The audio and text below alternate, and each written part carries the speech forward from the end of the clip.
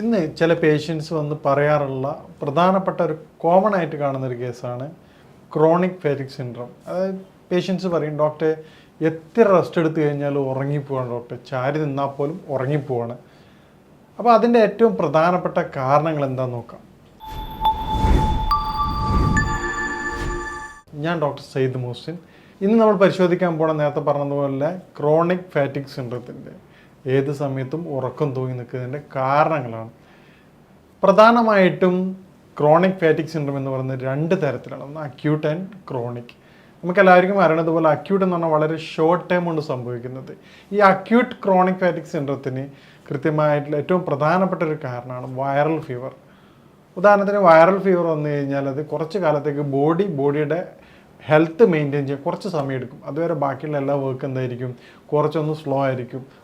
നമുക്കെല്ലാവർക്കും അറിയാം, നല്ല സ്ട്രോങ് ആയിട്ടുള്ള ഫീവറാണ് വന്നതെങ്കിൽ 3 days മിനിമം റെസ്റ്റ് എടുക്കേണ്ട അവസ്ഥയിലേക്കായിരിക്കും ബോഡി മാറുക.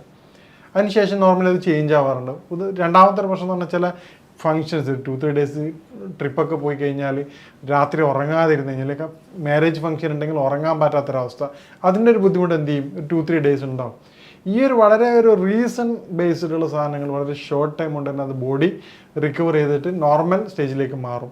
പക്ഷെ ഇതൊന്നും അല്ലാതെ തന്നെ തുടർച്ചയായിക്കൊണ്ട് മാറാത്തൊരവസ്ഥയിൽ ഈ പറഞ്ഞ ഏത് സമയത്തും ക്ഷീണം എന്നുള്ള ബുദ്ധിമുട്ട്, ഇത് നമ്മൾ പ്രധാനമായിട്ടും മെയിലിലും ഫീമെയിലിലും അതുപോലെ കുട്ടികളിലും 3 വ്യത്യസ്ത കാരണങ്ങളാണ് ഇതിൻ്റെ കാര്യം. ഏറ്റവും പ്രധാനമായിട്ട് സ്ത്രീകളിൽ എടുക്കുകയാണെങ്കിൽ, സ്ത്രീകളുടെ ഇതിൻ്റെ ഏറ്റവും പ്രധാനപ്പെട്ട കാരണം പറയുന്നത് രക്തക്കുറവാണ്. രക്തക്കുറവ് അതിൻ്റെ ഏറ്റവും പ്രധാനം അസിഡിറ്റിയുടെ ബുദ്ധിമുട്ട് സ്ത്രീകൾ അനുഭവിക്കാറുണ്ട്. പിന്നീട് അസിഡിറ്റി കെയർ ചെയ്യാതെ വരുന്ന അവസ്ഥയിൽ എന്ത് ചെയ്യും, അത് മെല്ലെ കൺവേർട്ടായിട്ട് അത് വൈറ്റ് ഡിസ്ചാർജ് ആയിട്ട് മാറാറുണ്ട്. വൈറ്റ് ഡിസ്ചാർജുള്ള സ്ത്രീകളെ സംബന്ധിച്ചിടത്തോളം അവരുടെ ശരീരം എപ്പോഴും ചൂടായിരിക്കും. അവർക്ക് ഈ അസിഡിറ്റി പ്രോബ്ലം ഉള്ളതുകൊണ്ട് തന്നെ ഭക്ഷണം കഴിക്കാൻ പറ്റാത്തൊരവസ്ഥയായിരിക്കും. ആദ്യമൊക്കെ നന്നായിട്ട് അച്ചാറോ എരിവായിട്ട് കൂട്ടിയ ഭക്ഷണം പിന്നീട് തീരെ കഴിക്കാൻ പറ്റാത്തൊരവസ്ഥ, അച്ചാറ് കാണുമ്പോഴും അല്ലെങ്കിൽ ഭക്ഷണം കാണുമ്പോൾ പോലും ചില പേഷ്യൻസ് ഒന്ന് പറയാം, ഡോക്ടർ ഭക്ഷണം ടാബ്ലറ്റ് നമ്മൾ കാണുമ്പോൾ വോമിറ്റിംഗ് ടെൻഡൻസിയാണ് വരുന്നതെന്ന് പറയും. കാരണം എന്താ, അവർക്ക് അത്രത്തോളം ഇൻറ്റേർണലി പ്രോബ്ലം സ്റ്റാർട്ട് ചെയ്തിട്ടുണ്ട്. അതിൻ്റെ ഏറ്റവും പ്രധാനപ്പെട്ട കാരണം കൃത്യസമയത്ത് ഭക്ഷണം കഴിക്കാത്തത് കൊണ്ടാണ്. കാരണം അവരെല്ലാ ജോലികളും കൃത്യമായിട്ട് ചെയ്ത് ബാക്കിയുള്ള എല്ലാവർക്കും ബ്രേക്ക്ഫാസ്റ്റ് കഴിക്കുന്ന സമയത്ത് അവർ കിച്ചണിലായിരിക്കും. അവരൊക്കെ പാക്ക് ചെയ്ത് പോയി കഴിഞ്ഞാൽ സ്കൂളിൽ പോകേണ്ട ആൾക്ക് സ്കൂളിൽ പോയി, ഓഫീസ് പോയതിന് ശേഷം അവർ കഴിക്കാതിരിക്കുമ്പോഴാണ് അവർക്ക് ടെൻഡൻസി ഉണ്ടാവില്ല. കാരണം എന്താ, മോർണിംഗ് 5 മണി മുതൽ 8 മണി വരെ 3 to 4 hours തുടർച്ചയായിട്ട് കിച്ചണിലാണ്. പിന്നീട് ഗ്യാസ് കുടുങ്ങി, പിന്നെ ഭക്ഷണം കഴിക്കാനുള്ള ടെൻഡൻസി ഉണ്ടാവില്ല. പിന്നെ ഫുഡ് കഴിക്കുമ്പോൾ എന്ത് വിചാരിക്കും, ഏതായാലും മക്കൾ വരുമല്ലോ അതിന് ശേഷം കഴിക്കാമെന്ന് വിചാരിച്ചിട്ട് ലഞ്ച് സ്കിപ്പ് ചെയ്യും. ഈ തരത്തിൽ ഫുഡ് സ്കിപ്പ് ചെയ്യുന്നതോടുകൂടി ബോഡിയുടെ ഗ്യാസ്ട്രിക് ആസിഡിൻ്റെ പവർ കുറയും. പിന്നെ അത് ഇൻഡൈജഷനായിട്ട് മാറും. പതിയെ ഇത് അസിഡിറ്റി ആയിട്ട് മാറും. ഈ രൂപത്തിൽ ചെയ്യുമ്പോൾ ശരീരത്തിന് പ്രവർത്തിക്കാൻ ആവശ്യമായിട്ടുള്ള എനർജി കൃത്യസമയത്ത് ലഭിക്കുകയില്ല. ശരീരം പിന്നീട് ചെയ്യണമെന്ന് തന്നെ ബോഡിയിൽ സൂക്ഷിച്ചിട്ടുള്ള സ്റ്റോർ ചെയ്തിട്ടുള്ള എന്ത് ചെയ്യും, എനർജി കൺവേർട്ട് ചെയ്യാൻ തുടങ്ങും. അപ്പോൾ ആൾക്കാർ എന്ത് ചെയ്യും, ചില സ്ത്രീകൾ കാണാറുണ്ട് മെലിഞ്ഞ് വരാറുണ്ട്. അപ്പോൾ ആൾക്കാർ ചെയ്യും, ഇതെന്താ മെലിഞ്ഞ് വരുന്നത്, ഫുഡ് കഴിക്കുകയില്ല, ബാക്കിയുള്ള ഡെയിലി ആക്ടിവിറ്റീസ് ബോഡി സ്റ്റോർ ചെയ്ത് എടുക്കും, ശരീരം മെലിഞ്ഞ് പോകും. ഇതാണ് സ്ത്രീകളിൽ കണ്ടുവരുന്ന ഏറ്റവും പ്രധാനപ്പെട്ട കാരണം. ഈ വെള്ളപ്പൊക്കിൻ്റെ കൂടെ തന്നെ നമുക്കത് ഉണ്ടോ എന്ന് മനസ്സിലാക്കാനുള്ള എളുപ്പവഴി എന്താണെന്ന് പറഞ്ഞു കഴിഞ്ഞാൽ, അവർക്ക് ഏത് സമയത്തും ക്ഷീണമായിരിക്കും, പെട്ടെന്ന് തന്നെ ദേഷ്യമായിരിക്കും. ഏത് കാര്യത്തും മറ്റുള്ളവർക്കോടൊക്കെ പെട്ടെന്ന് തന്നെ ദേഷ്യമായിരിക്കും. മക്കളോടായാലും ഭർത്താവിനോടായാലും വീട്ടിലെ ഏത് മെമ്പേഴ്സിനോടായാലും. പിന്നീട് അവർക്ക് തന്നെ സങ്കടം വരും, ഞാൻ എന്തിനാണ് അങ്ങനെ ചെയ്തത്, അയ്യോ സോറി കേട്ടോ.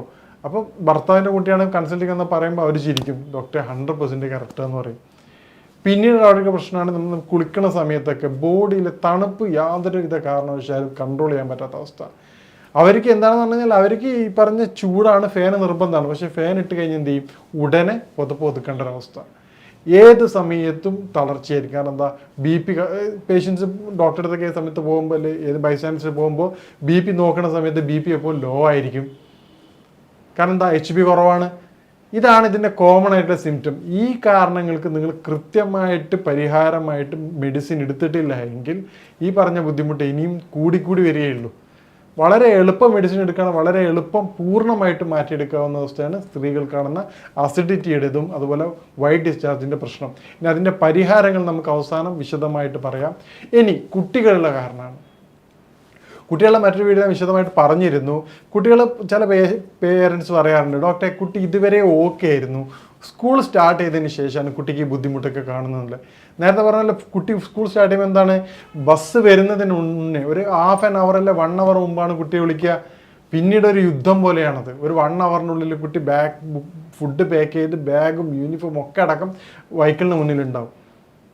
അപ്പോൾ ഈ പീരീഡിനുള്ളിൽ കുട്ടി എങ്ങനെ ഭക്ഷണം കഴിക്കാനാണ്? അപ്പോൾ നമ്മൾ കൃത്യമായിട്ടും സ്കൂൾ ടൈമിന് മുമ്പായിട്ട് ഒരു 3 hours മുമ്പെങ്കിൽ മിനിമം കുട്ടിയെ വിളിച്ച് ചെറിയ ചെറിയ ആക്ടിവിറ്റീസൊക്കെ ചെയ്തതിന് ചെയ്യുകയാണെങ്കിൽ കുട്ടി സന്തോഷത്തോടുകൂടി ബ്രേക്ക്ഫാസ്റ്റ് കഴിക്കും.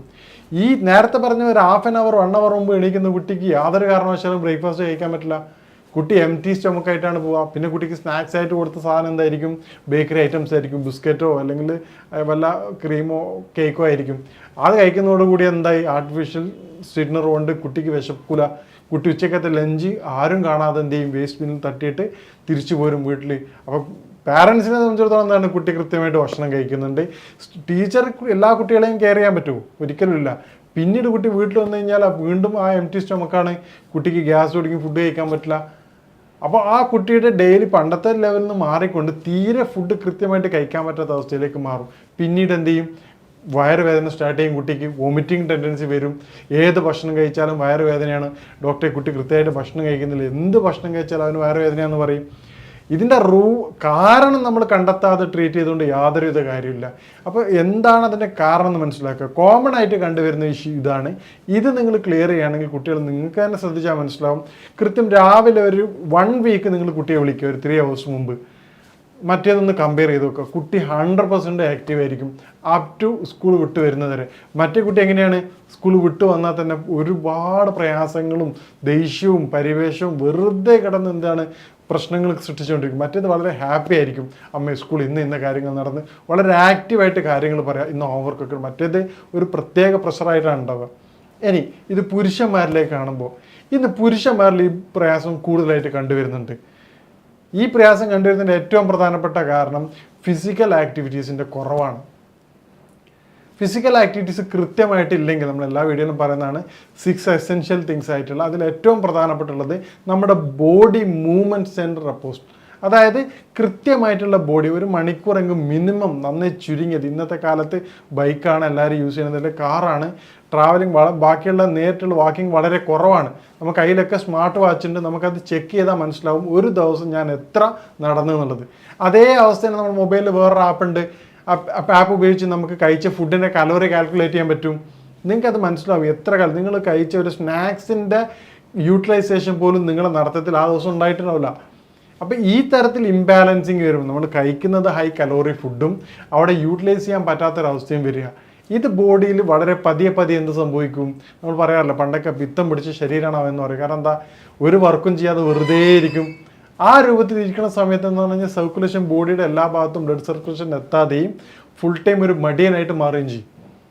ഈ രൂപത്തിലുള്ള ഫിസിക്കൽ ആക്ടിവിറ്റീസ് നിങ്ങൾ ഒരു 1 month തുടർച്ചയായിട്ട് കുറേ മടിയും കാര്യങ്ങളും ഉണ്ടാവും. എന്നാലും നിങ്ങൾ ചെയ്യുകയാണെങ്കിൽ അതിൻ്റെ എഫക്റ്റ്, അതിൻ്റെ ചേഞ്ചസ് നിങ്ങൾക്ക് പൂർണ്ണമായിട്ട് മനസ്സിലാവും. ഇനി എന്തൊക്കെയാണ് ഇതിന് ചെയ്യാൻ പറ്റുന്ന കാര്യങ്ങൾ നമുക്ക് പരിശോധിക്കാം. മേൽ പറഞ്ഞ സ്ത്രീകളെ സംബന്ധിച്ചിടത്തോളം കൃത്യമായ സമയത്ത് ഭക്ഷണം കഴിക്കുക. സ്ത്രീകൾ മാത്രമല്ല, അത് 3 കൂട്ടരും കൃത്യമായ സമയത്ത് തന്നെ ഭക്ഷണം കഴിക്കേണ്ടതാണ്.